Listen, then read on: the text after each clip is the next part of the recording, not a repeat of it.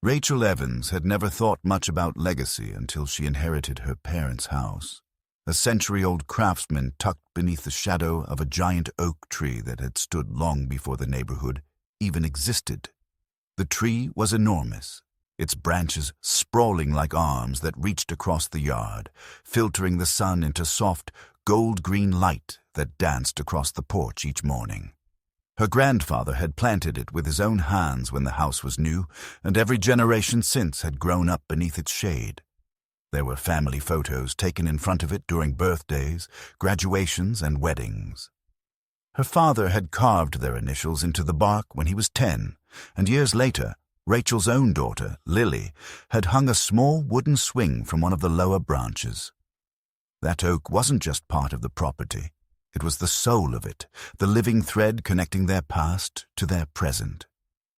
Rachel often spent early mornings sitting on the porch steps with her coffee, watching the breeze ripple through the leaves, the sound soft and steady like an old heartbeat. She'd talked to Lily about the tree the way other parents told bedtime stories. She said it had survived hurricanes, droughts, and a lightning strike back in the 1980s that split one branch clean in half. But the oak kept growing, stubborn and unbent. To Rachel, it symbolized everything her family had endured. Loss, change, the small victories of ordinary life. When her husband left 3 years earlier, the first place she'd gone was the base of that tree. She remembered pressing her palm against its rough bark, feeling its warmth even in winter, whispering to herself that as long as it stood, she'd find her way. The house itself wasn't perfect. The roof leaked during heavy rain, the porch paint was peeling, and the plumbing rattled whenever the water heater kicked on. But Rachel never saw those flaws as problems. They were simply part of the home's character, reminders that time moved forward but didn't erase what mattered. After her parents' passing, she made a quiet promise to preserve the place just as they had left it. She trimmed the ivy along the fence every spring, cleared the gutters before the storms rolled in, and hired an arborist once a year to check the oak's health. The specialist always said the same thing. It's strong, healthier than most younger trees. Hearing that filled Rachel with pride, as if she herself had kept the old giant alive. Her neighbors knew her as the woman with the beautiful tree, the one who refused to let the city's development creep too close. She had fought off a proposal from the Homeowners Association 2 years earlier when they tried to expand a walking path through her property line. It caused some tension, especially with the man who lived next door. John Mason, a contractor with too much money and too little patience for anyone who said no to him. He'd bought the property beside hers after tearing down the previous house, replacing it with a sprawling modern structure of glass and concrete. Rachel tried to be civil, waving when their paths crossed, but she could always sense the quiet disapproval in his eyes.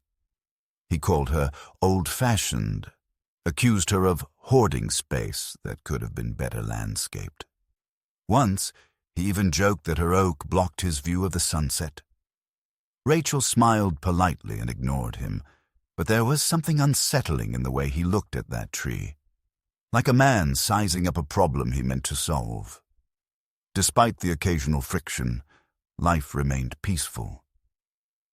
Lily played under the oak every afternoon, her laughter echoing through the yard. On weekends, Rachel would host her sister for dinner, stringing lights between the branches as serving lemonade at the picnic table her father built decades ago. Sometimes neighbors walking by would stop and admire the tree, asking how old it was. Rachel always answered with quiet pride. Over 100 years. It gave her a sense of continuity, of purpose. The oak was a guardian, steady and immovable, something she could rely on when everything else in her life had felt uncertain. When autumn arrived, the leaves turned a deep burnished gold, and the air filled with that faint, earthy scent of wood and memory. Rachel often stood at her window at night, watching the silhouette of the oak sway gently against the moonlight. In those moments, she felt safe. She didn't know it yet, but that feeling of safety, The belief that some things in life could never be taken from her was about to be tested in a way she could never have imagined. For the first time in generations, the great oak would fall, and with it, something inside Rachel would break open, exposing a fury and resolve she didn't know she possessed.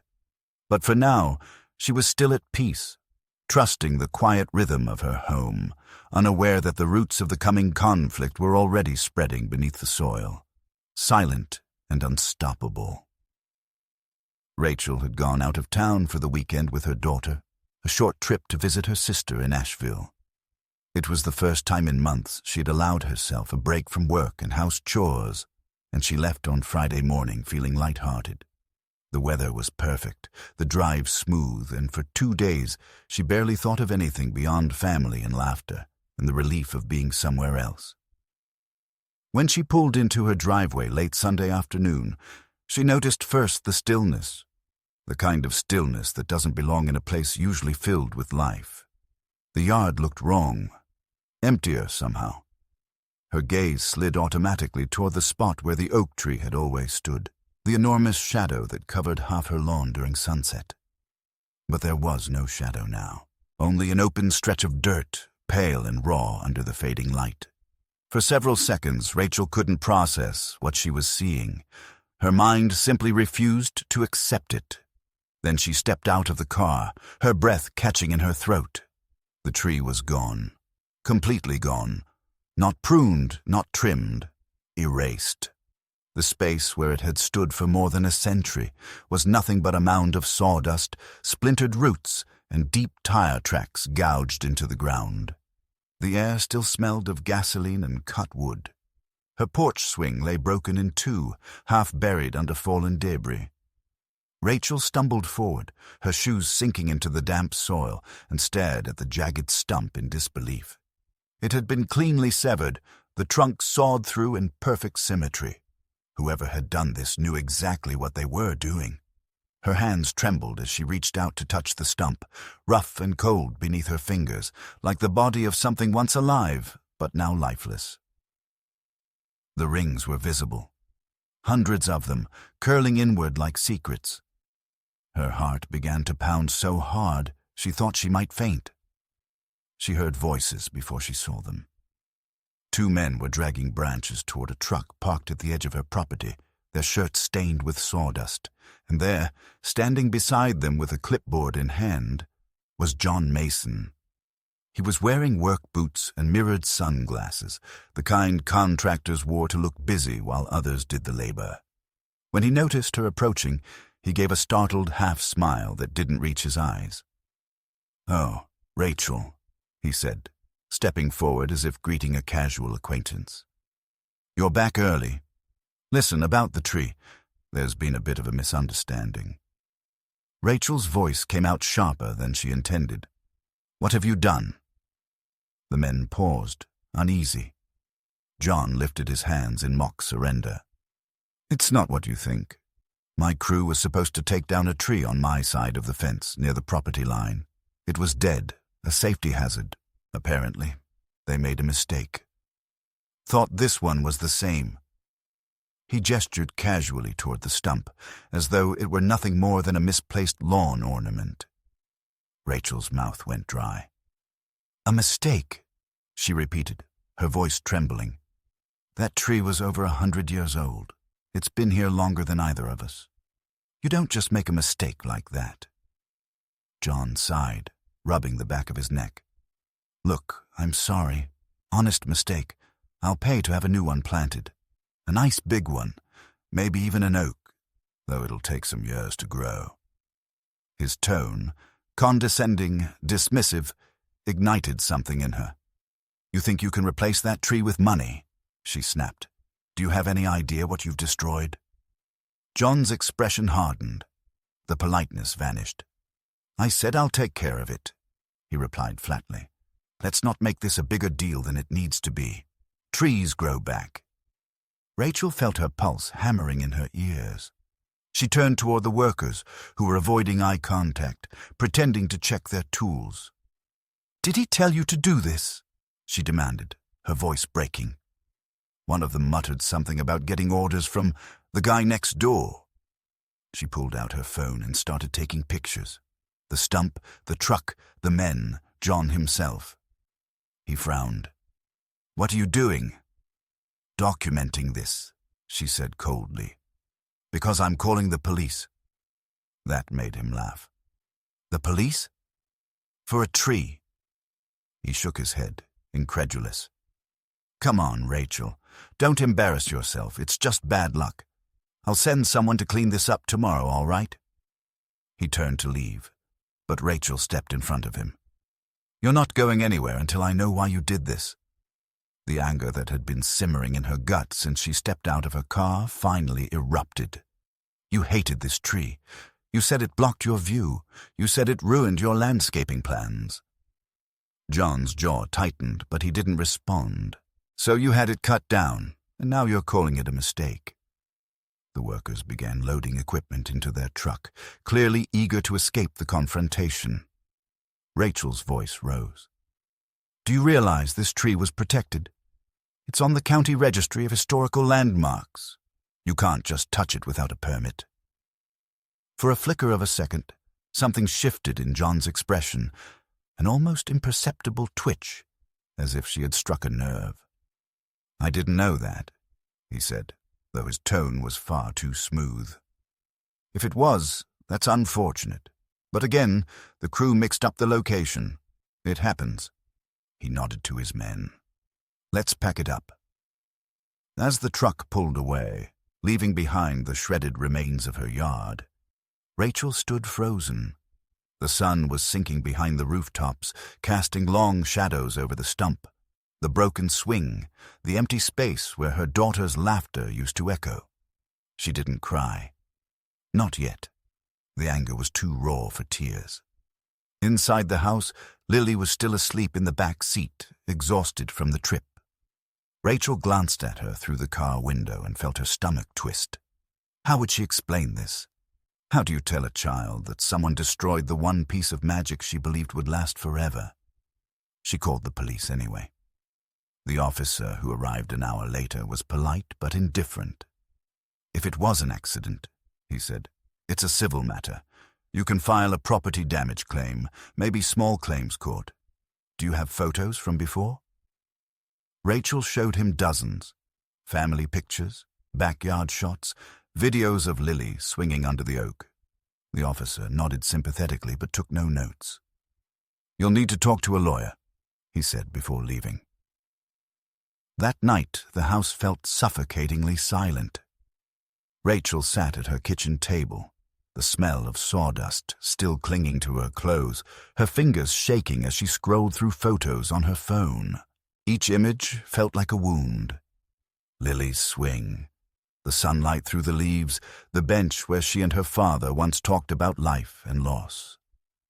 All gone. When Lily finally woke and saw the yard through the window, she ran outside barefoot, calling for the tree like it might answer her. "Mummy, what happened?" Rachel followed her out, kneeling beside her as she stared at the empty patch of dirt. "Mr. Mason's men cut it down," she whispered. Lily turned to her, confused. Why would they do that? Rachel didn't know how to answer. All she could manage was, because some people don't care about what doesn't belong to them. By midnight, the rage had hardened into something sharper, determination. Rachel opened her laptop and began researching local ordinances on tree protection, property lines, environmental law. Every line she read made her more certain that this wasn't a mistake. It was calculated. She found a copy of John's recent building permit request online. He was planning to expand his patio and build a guest house, both projects that required clear access to the border between their properties. The oak's roots had spread deep into that area. Her chest tightened as she realized the truth. He hadn't confused anything. He'd wanted the tree gone, and he'd made sure it happened while she was out of town. Outside, the wind picked up, sweeping across the yard. The scent of fresh wood still lingered, sweet and bitter all at once. Rachel walked to the stump again, crouching beside it in the moonlight. She ran her fingers over the cut surface, whispering a promise to the memory of what once stood there. "He thinks this is over," she said softly. "It's not." And though the night was calm, she felt the faintest echo in her chest, like the heartbeat of something still alive beneath the soil, waiting for justice. The following morning, Rachel woke with a pounding headache and the hollow ache that comes after a shock too large to fully settle. The backyard still looked like a wound. The stump, the gouged soil, the splinters scattered like bones. She didn't even open the curtains at first, afraid that seeing it again would make the loss more real. But anger has a way of forcing you into motion, and by mid-morning she was already on the phone with an attorney. The woman, recommended by a friend, specialized in property and environmental law. Her name was Dana Morrison, and her tone was brisk but kind, the kind of professional voice that carried both precision and quiet indignation. Rachel explained everything, from the so-called mistake to John's dismissive behavior and the police officer's indifference. Dana listened without interrupting, then said, "If your neighbor cut down a protected tree, it's not just vandalism, it's destruction of historical property. You could be looking at serious damages." For the first time since she'd arrived home, Rachel felt something like relief. Not because she wanted money, but because someone finally acknowledged what had been taken from her. Dana asked her to send every document she had. Photos of the stump, property records, correspondence with the city arborist. And Rachel spent the next few hours combing through old files. By the afternoon, she had a folder stuffed with papers, including the county registry record showing the oak's age and protected status. It was undeniable proof that the tree wasn't just hers, but legally safeguarded. When she sent it to Dana, the reply came almost immediately. "This changes everything. We'll start with a cease and desist and prepare for a civil suit if he doesn't cooperate." Rachel stared at the message for a long time, then looked out the window at the bare yard. Cooperate. That word felt almost laughable when applied to John Mason. She'd seen the way he looked at her after she confronted him. The smug tilt of his chin, the confidence of a man used to getting away with things. And yet, some part of her hoped that a formal letter might at least force him to acknowledge the gravity of what he'd done. When the notice was delivered 3 days later, John didn't even pretend to take it seriously. She watched from her window as he tore the envelope open in his driveway, scanned the contents, and smirked before tossing it into his garbage bin. Later that evening, Rachel received a text from an unknown number. "You're making this bigger than it needs to be. Let it go." She stared at the message for a long time, bile rising in her throat. The number was blocked when she tried to call back. 2 days after that, she came home from work to find a crew of surveyors on John's property, marking the ground with bright orange stakes. She walked to the fence, calling out, "What are you doing?" One of the men looked up nervously and said, "Just checking the property line, ma'am." Behind him, John appeared from his backyard, holding a coffee mug, looking perfectly at ease. "Relax, Rachel," he said. "You'll be happy to know it turns out the old tree might have been on my side after all." Rachel's pulse spiked. "That's not true," she said, gripping the fence. "I have the records." He smiled. "Then you won't mind if we verify, will you?" That night, Rachel barely slept. The sound of the surveyor's voices replayed in her head, blending with the memory of chainsaws and John's infuriating calm. She called Dana first thing in the morning. "He's claiming the tree was on his property," Rachel said. "Can he do that?" Dana sighed. "He can claim anything, but if your documents are correct, we'll prove otherwise. Do not engage him directly. Let me handle it." But John didn't stop there. Within a week, Rachel received a letter from his attorney accusing her of harassment and defamation for making unfounded public accusations about the removal of the tree. The irony made her laugh bitterly. "He destroys my property and calls me a harasser," she muttered. Dana told her it was a scare tactic. Standard procedure for bullies with money. Still, it rattled her. She started noticing small things. Her garbage cans knocked over at night, her mailbox left open, footprints near the stump as if someone had been standing there watching. Once, she caught a glimpse of John's silhouette at his upstairs window, the faint glow of a cigarette in the dark. The following weekend, she found something far more deliberate. A printed notice had been nailed to her fence, an official-looking document bearing the logo of the Homeowners Association. It claimed she had violated community regulations by maintaining an unsafe structure on her property. The structure, apparently, was the broken swing. It was laughable, absurd even, but it also told her exactly what was happening. John was using the HOA to pressure her. He was testing how far he could push before she broke. When she called the association's office, the receptionist put her on hold for nearly 20 minutes before transferring her to someone named Mr. Harlan, who introduced himself as the compliance officer. His voice was oily, smooth in that way bureaucrats used when pretending to be reasonable. Rachel explained the situation in detail, emphasizing that the unsafe structure had been destroyed because of her neighbor's illegal actions. "I'm afraid that's not something we handle," Harlan replied curtly. "If you'd like to appeal the violation, you can attend our next board meeting." Rachel bit back her frustration. "You should know that the man who caused the damage is the same one who filed the complaint." There was a pause. "We treat all complaints equally, Ms. Evans," he said, and then the line went dead. That night, Rachel sat at her dining table surrounded by papers. Legal documents, photos, letters, every shred of evidence she'd gathered. The soft hum of the refrigerator was the only sound in the room. She felt the weight of isolation pressing in. It wasn't just about a tree anymore. It was about control, about someone trying to erase her place piece by piece. She realized that John wasn't just arrogant. He was strategic. He'd chosen his moment carefully, striking when she was away, manipulating rules, twisting appearances to his advantage. Still, there was one thing he didn't anticipate: her resolve.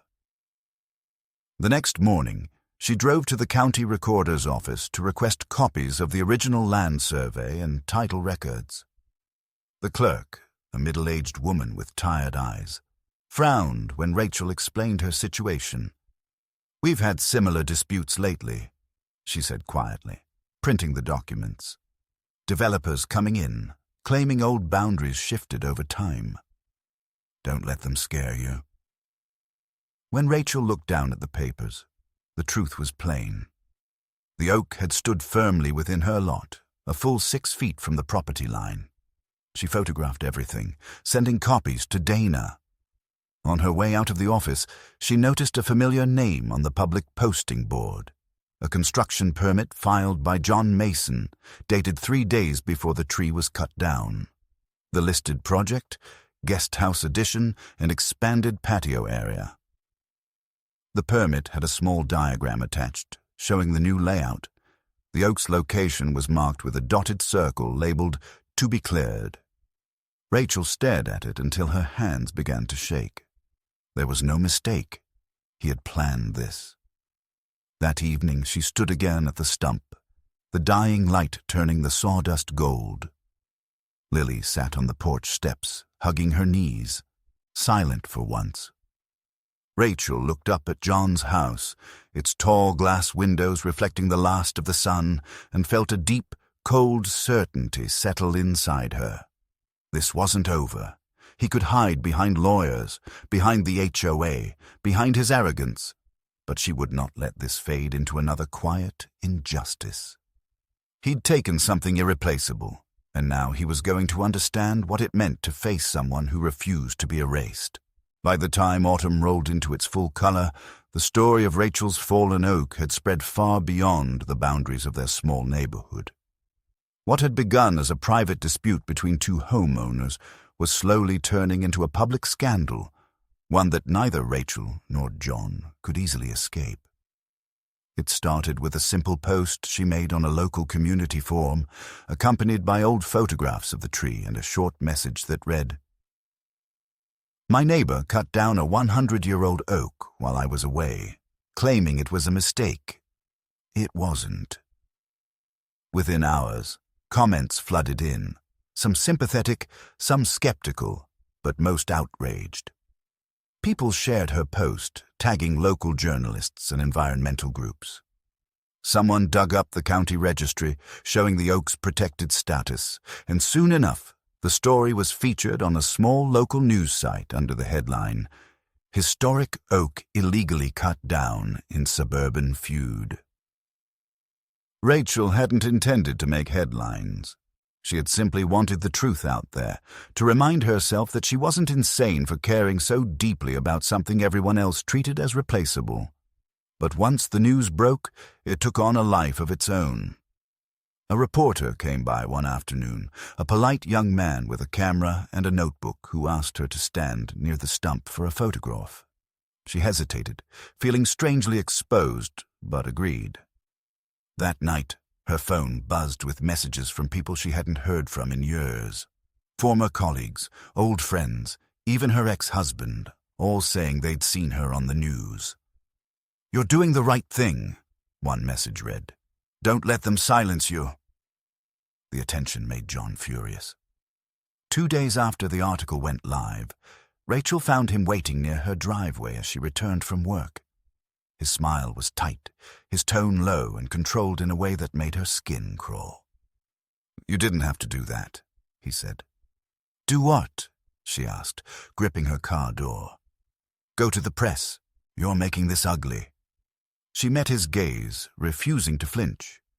It was already ugly. You made sure of that. For a long moment, neither of them spoke. Then he leaned slightly closer, his voice dropping to a whisper. "Careful, Rachel. Public sympathy doesn't last forever. People move on, but neighbors don't forget." He stepped back and gave her a smile that felt more like a warning than an apology, before turning to walk back to his house. She stood there for a while, heart pounding before locking the door behind her and closing every curtain in the house. Dana, her attorney, was far more composed about the whole thing. "Good," she said when Rachel told her about the article. "Public pressure helps. These cases take time, and people like Mason depend on silence. Keep everything documented. If he contacts you again, report it." They were deep into the process now, filing complaints, sending discovery requests, gathering witness statements. It turned out that one of the workers who had been on site during the cutting had quit the company shortly after. Dana managed to track him down, and his testimony was damning. "We were told the owner wanted the tree gone," he said in a recorded statement. "He told us to do it while she was out of town. Said he'd handle the paperwork later." The man's voice was hesitant but clear. "We didn't know it was protected. If I had, I never would have touched it." When Rachel heard the recording, she cried. Not because it brought her joy, but because it confirmed every terrible thing she had suspected. John hadn't just taken her tree. He had done it deliberately, calculating her absence, trusting that no one would question him. The relief of being right mingled with the rage of knowing that she had to fight tooth and nail just to have that truth recognized. Dana sent the recording to the county prosecutor, suggesting possible criminal charges for destruction of protected property. The city's Environmental Commission opened its own investigation. For the first time, Rachel felt momentum, a shift in the tide. But John, unsurprisingly, refused to back down. His lawyer countered with a claim that the tree had been endangering the structural foundation of his client's property, citing root encroachment and alleged damage to underground plumbing. It was a transparent lie, but one wrapped in enough pseudoscience to sound plausible. He even produced a so-called expert report written by a landscaping consultant.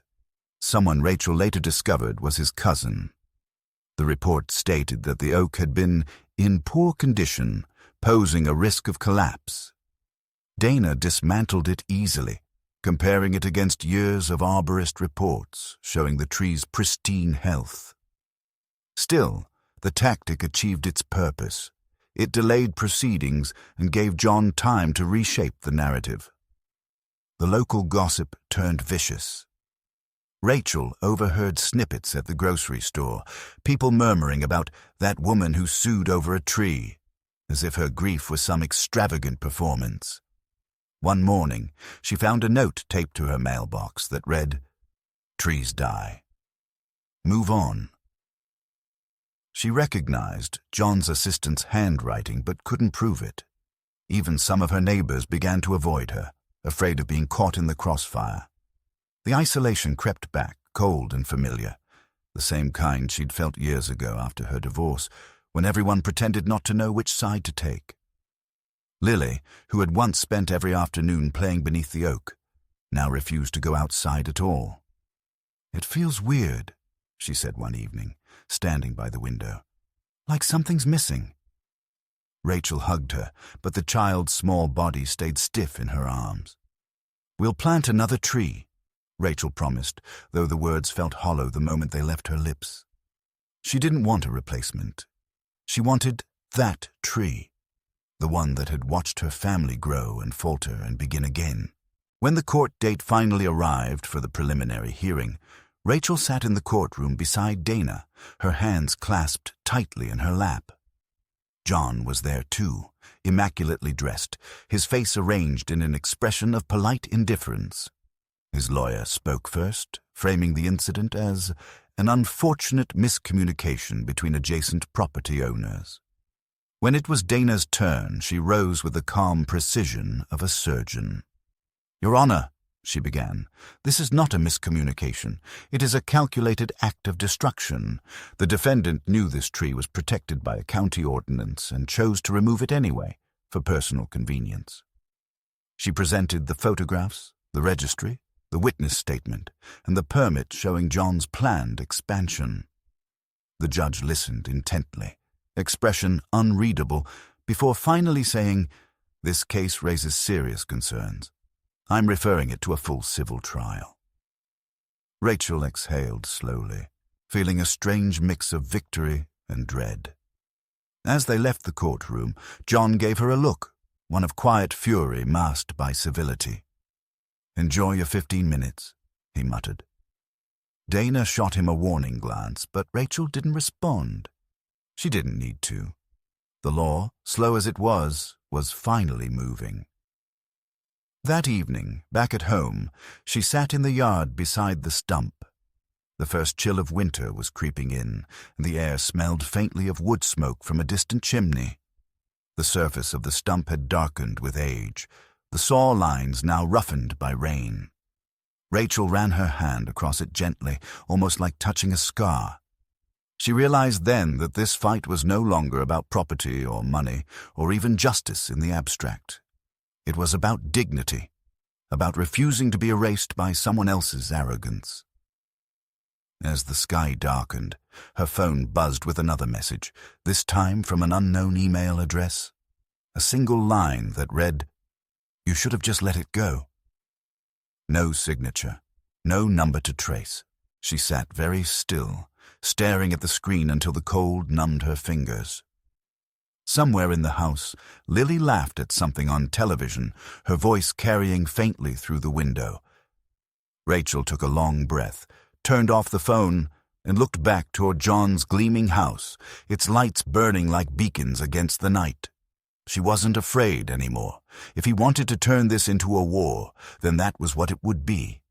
She had truth, proof, and the one thing he'd never understand. A reason that went deeper than pride. The fight wasn't just about what had been cut down, it was about what was still standing, and she had no intention of letting it fall.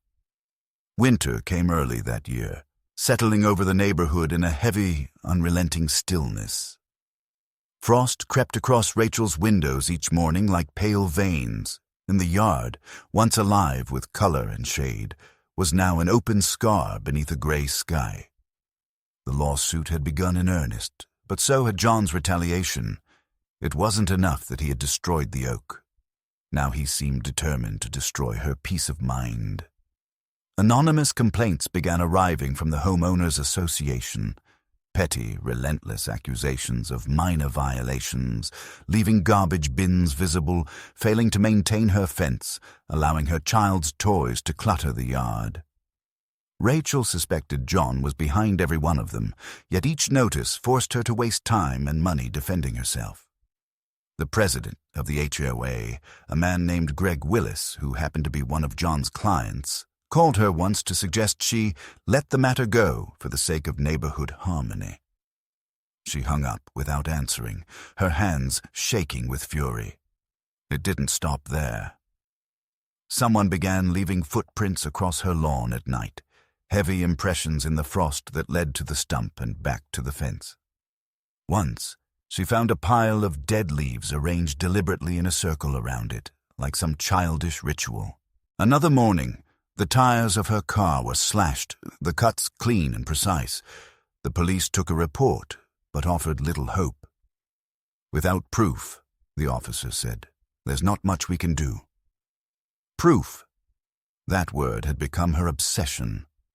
She installed cameras, small, motion-triggered lenses hidden under the eaves of the roof. One pointed at the driveway, another toward John's property. For days they caught nothing but wind and squirrels. Then, late one night, she woke to the soft ping of an alert on her phone. The camera had detected movement near the stump. The video was grainy, the light poor, but the figure was unmistakable. John Mason, wearing a dark jacket and gloves, standing by the stump with something metallic in his hand. He appeared to be hammering something into the wood. When she confronted him the next day, he smiled without shame. "Just putting up a boundary marker," he said. "Got to make sure there's no confusion for the court." Rachel's voice trembled as she demanded he remove it, but he only shrugged and walked away. Later, when she checked again, the marker was still there, a small steel post driven into the stump with a plastic tag that read, "Property of Mason Development." Dana was furious when she saw the footage. "He's trying to provoke you," she said. "Don't take the bait. Every time he crosses a line, it strengthens our case." But Rachel was tired of patience, tired of waiting for the system to notice what was plain to anyone with eyes. "He's getting away with it," she said quietly. "He destroyed what I loved, and now he walks on my land whenever he wants." Dana sighed, pressing a hand to her temple. "I promise you, he won't walk away from this in the end. But you need to hold the line." The escalation reached its peak when Rachel's daughter became a target. One afternoon, Lily came home from school in tears, clutching a folded piece of paper someone had slipped into her backpack. On it was a crude drawing of a tree being chopped down with the words, "It's just wood, stupid." Rachel's vision went white with rage. She stormed next door, pounding on John's door until he appeared. "You stay away from my daughter," she hissed. "If you ever—" "Now hold on," he interrupted smoothly, feigning innocence. "You think I'd have anything to do with that? Maybe kids at school are tired of hearing about your crusade. You've made yourself quite the local celebrity." His smirk cut deeper than any insult. Rachel wanted to slap him, to scream, to make him feel even a fraction of the pain he'd inflicted, but she forced herself to step back. "You think this is funny," she said, her voice shaking, "but it's not over. You'll regret what you've done." John's expression darkened slightly, though the smile never left his lips. "That sounds like a threat, Rachel. Careful, wouldn't want to add intimidation to your list of problems." That night, she could barely sleep. Every creak of the house, every gust of wind felt like an intrusion. Around 2 a.m. she rose, made tea and sat at the kitchen table, staring at the reflection of the empty yard through the window. She thought of her father, who had planted that tree with his father's help when he was a boy. He used to say the oak would outlive them all, that it would stand long after the family name was forgotten. He had been wrong, but Rachel wasn't ready to let that legacy rot in the ground. A week later, a major break came unexpectedly. Dana called early in the morning, her voice sharp with excitement. "You need to see this," she said. A local environmental activist had come forward with drone footage taken the day of the tree's destruction.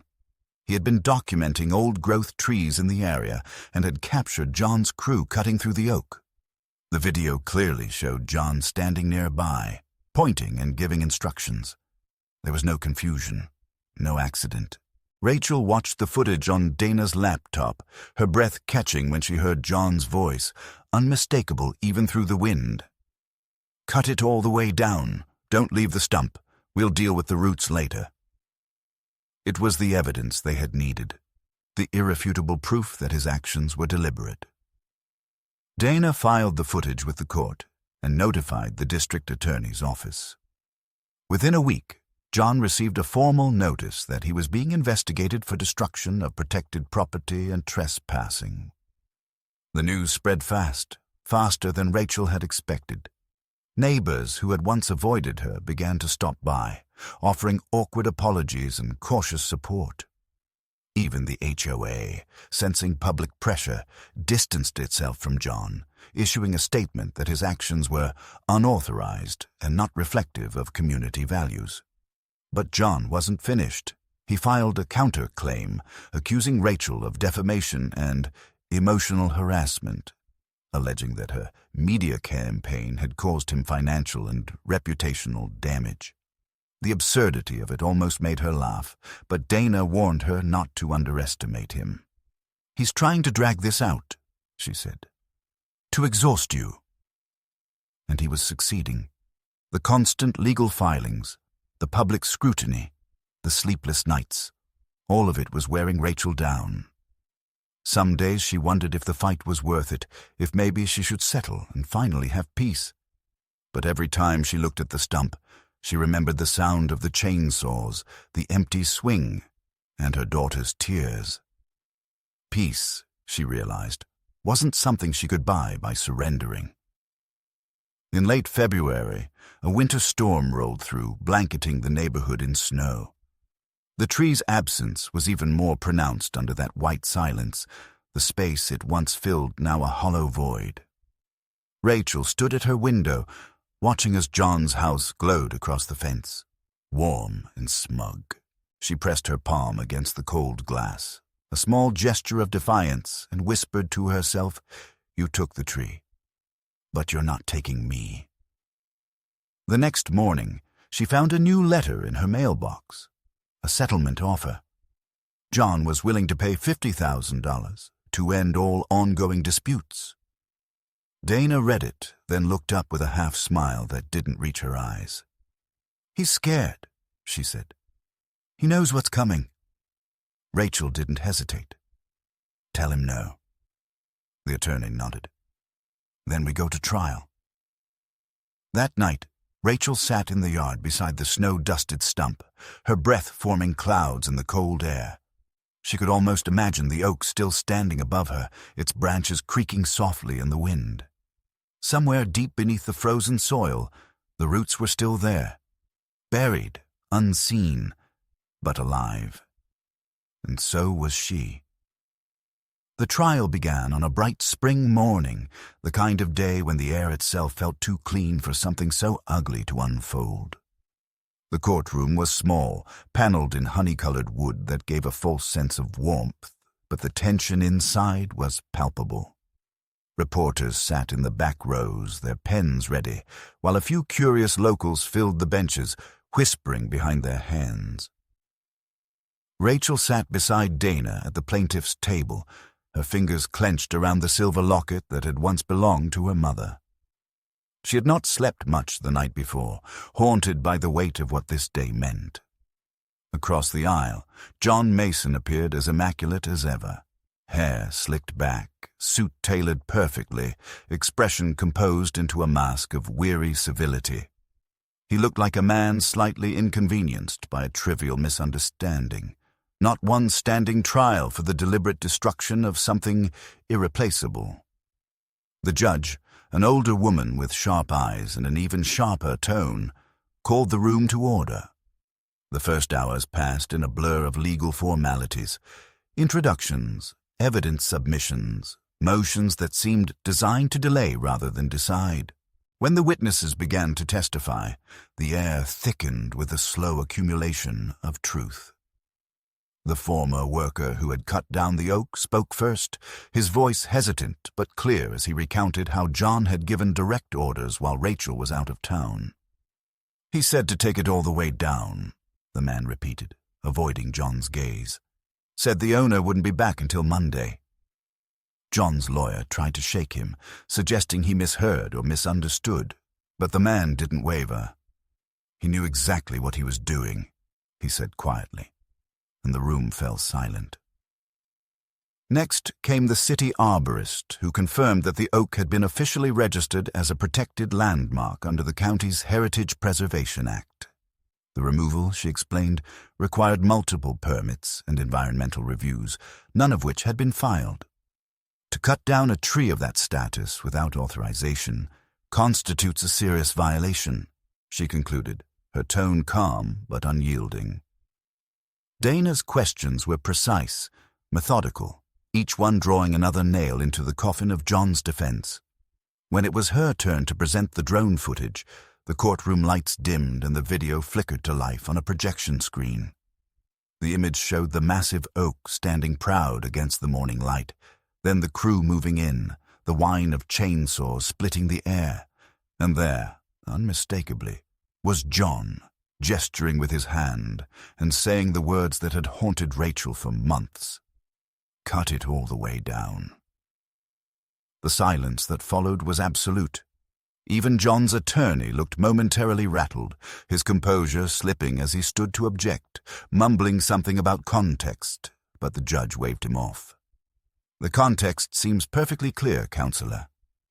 Rachel sat very still, her heart thudding painfully against her ribs. For the first time since this began, she saw it, the subtle shift in John's posture, the tightening of his jaw, the minute crack in his mask. He knew he was losing. When Rachel took the stand, the courtroom seemed to close in around her. Dana's voice was steady as she guided her through the testimony, the history of the tree, its place in her family, the day she returned to find it gone. Rachel spoke carefully, resisting the urge to let her anger take over. But when she described the moment her daughter saw the empty yard and cried, the words trembled despite her effort. "It wasn't just a tree," she said softly, her eyes fixed on the judge. "It was a part of my home, of my family. He didn't just destroy wood and leaves. He took away something that can't be replaced." The judge's expression remained impassive, but something in her gaze softened. John's attorney tried to turn the narrative, painting him as a victim of bureaucratic confusion. "My client acted under the honest belief that the tree posed a structural risk," he said. "He regrets the misunderstanding deeply." But Dana rose, her tone like tempered steel. "If this was a misunderstanding, it was an extraordinarily well-documented one," she said. "He filed a construction permit 3 days before the incident, listing that exact area for expansion. He hired the crew personally and paid them in cash, and when confronted, he laughed." The words struck like hammer blows. John's lawyer sputtered, objected, but the damage was done. By the time closing arguments began, the outcome felt inevitable. Dana spoke last, her voice filling the room with quiet conviction. "What stands before this court is not just a dispute between neighbors," she said. "It's a question of accountability. A man with means and influence decided that someone else's history was an inconvenience. He believed he could erase it with money and charm, but history does not belong to the powerful. It belongs to those who protect it, even when it costs them everything. Miss Evans has done what any of us hope we would have the courage to do: stand her ground." When the judge finally delivered her verdict, the words fell with the weight of something permanent. The court found John Mason liable for willful destruction of protected property and ordered him to pay $180,000 in damages, half for restoration, half for emotional distress. His construction permits were revoked, and the court recommended a criminal inquiry into his actions. Rachel didn't move for several seconds, barely breathing as the words sank in. Across the aisle, John's face had gone pale, his lips pressed into a tight, bloodless line. As the gavel struck, a strange stillness filled her chest, not triumph, but a deep, aching relief. She looked toward the window, where the sunlight streamed across the wooden floor, golden and soft, and thought of her grandfather planting that small sapling so many decades ago. The tree was gone, but its story had not been silenced. When she left the courthouse, the reporters called after her, asking for statements, reactions, headlines. Rachel said nothing. She simply walked to her car, lifted her face to the wind, and closed her eyes. The air smelled faintly of spring rain and earth, like the promise of new roots waiting beneath the soil, patient and alive. The weeks that followed the verdict felt strangely quiet, as if the whole neighborhood had exhaled after holding its breath for too long. John Mason's house stood dark most nights, its windows shuttered, the once pristine lawn overgrown and neglected. Rumors spread that he was selling the property, though no sign ever went up. People no longer waved when he drove by. Even those who had once defended him avoided his gaze. Rachel didn't take pleasure in his downfall. What she felt was something quieter, heavier, closer to peace than victory. The noise, the fear, the constant tension that had ruled her life for nearly a year began to fade, leaving behind a stillness that felt almost unfamiliar. On a soft April afternoon, she and Lily stood in the yard where the oak had once risen like a monument. The stump had been cleared away, replaced by a new patch of soil, dark and fertile. Rachel had used part of the settlement money to restore the yard, replant the grass, and hire a landscaper who specialized in native trees. Together, they had chosen a young white oak, small, sturdy, and already reaching upward with the fierce determination of life that refused to be erased. As the workers lowered it carefully into the ground, Lily knelt beside her mother, her small hands covered in dirt, helping to press the soil around the roots. "Do you think it will be as big as the old one?" she asked, looking up. Rachel smiled faintly. "Maybe not in our lifetime," she said. "But that's the point. It will keep growing long after we're gone."